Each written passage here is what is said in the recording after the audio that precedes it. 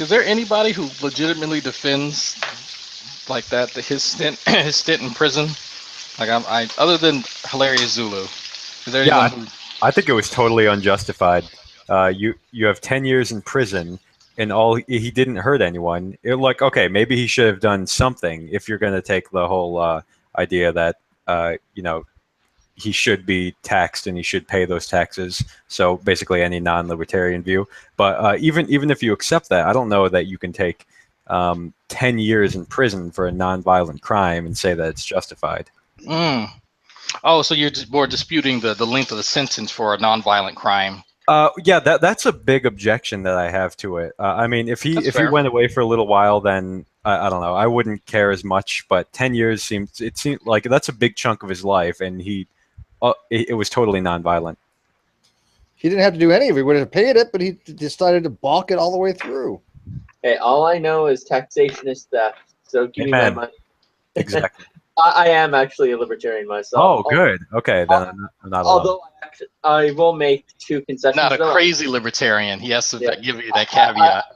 I will make two concessions, though. I think there are two forms of taxation which could be justified. The first one is a land tax because that's not anyone's. Because land is not someone's property in the sense that, for example, my pen is. So a pen is someone's property because someone put their labor into it.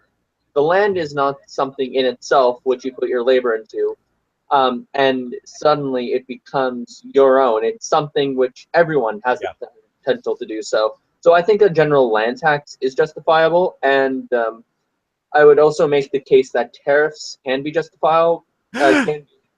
Can be justified because a tariff is not an agreement between is because a tariff is something which is more of an interaction between two nations rather than between individuals. Yeah. Okay. So that would be more of a minarchist libertarian then, right? Yeah, I'm not an anarcho-capitalist. Yeah. Same here.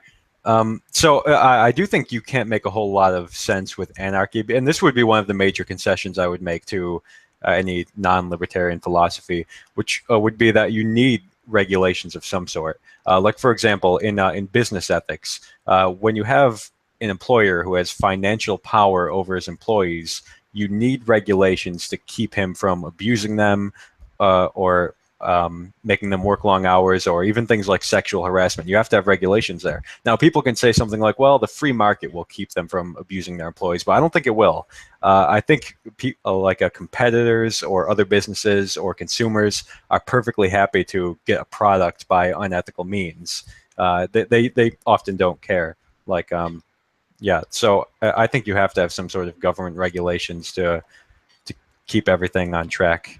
But that's one of the major concessions I make. But I do hold to the fundamental core belief of libertarianism that taxation is theft, and therefore Kent Hovind shouldn't have gone to prison at all. But my major objection to Kent Hovind's imprisonment is that it was 10 years long, and it didn't need to be because totally nonviolent crime. Right. So there has to be a distinction between two things. One is what the law says, and the other is what the law ought to be. In terms of what the law is, just by the general rules of it, yeah, the law states he does deserve to go to prison, and if people are going to enforce the law, Ken Hovind, it shouldn't be a special exemption. But I do agree with you, that's not what the law ought to say. In terms of what you just said about regulation stuff, I agree. I think one of the legitimate roles government plays is in the defense of the citizenry, and sometimes that defense can be from a business, and this is why I think that that police is necessary, why public defenders are necessary, court systems are necessary. Even certain regulations that are meant to protect employees are necessary. Yeah. Sexual harassment being one of them. Yep. Okay, we scared Steve away. Yeah, Steve had to go find actual food. Oh, wait. There's no politics allowed in Steve's channel. I don't know if Dragonaut has the same rules. You talk about whatever the hell y'all want to. Okay.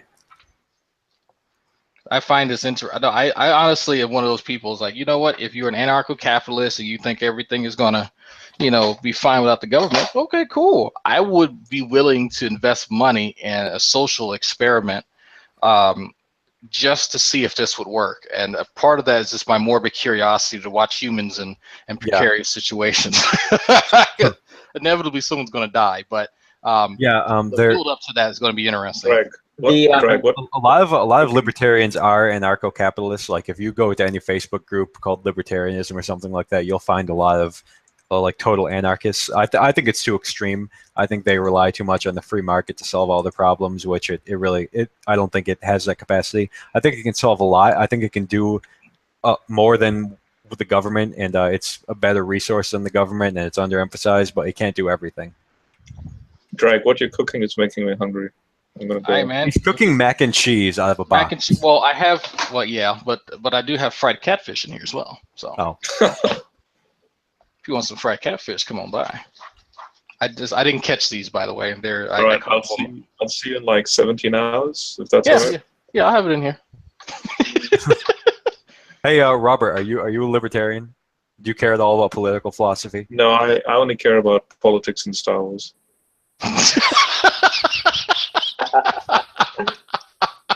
Oh wait, I'm gonna check the chat to see if we have any objections to libertarianism. Yes, yeah, yes. I invited Christopher in here. He can come in. If I'm willing to hear some decent arguments because Okay, somebody gotta- somebody said if you think taxation is theft, GTFO. yes, Christopher. Yeah, that's a pretty solid argument. That is pretty solid. yeah. I was trying to feel out libertarianism because I know a few people on G Plus are anarcho-capitalists and like this ideal society where security companies will act in the stead of the military or the police force, and I'm like, Yeah. I don't think it would work.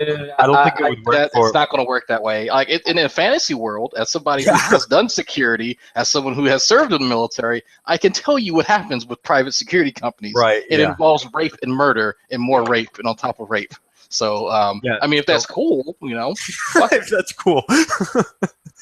Okay, so here's why I don't like the private security companies being the police force, because then you have like a private entities who are acting upon their own will, and there's no universal consensus about what the law is or what should be enforced or who to go to war with. So I don't know. I don't think it would be nearly as effective as the police force that we have now.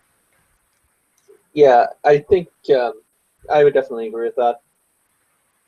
In terms of an anarcho-capitalist so there are two kinds of anarcho-capitalists, believe it or not. The majority of them are deontological. That means they think that the state is inherently an evil entity and that it should be abolished from an ethical standpoint. Then there's a minority view, which is consequentialist anarcho-capitalists. They argue that if there was anarcho-capitalism, then we'd actually have better societies, and this is an empirical fact that we can argue for. If anyone's interested in this kind of argumentation, I would suggest listening to David Friedman, who is the son of the famous economist Milton Friedman. He argues that how you could achieve anarcho-capital societies is actually just using the system to gradually abolish government systems, and you could actually see over time how innovations could be garnered wherein they become self-sufficient. So he actually pushes a very empirical viewpoint. In terms of the state, he actually says that anarcho-capitalism is actually compatible, funny enough, with the state. He just doesn't think that. He just has a different notion of it. For him, a state is something which you implicitly consent to, if there is such a thing. Whereas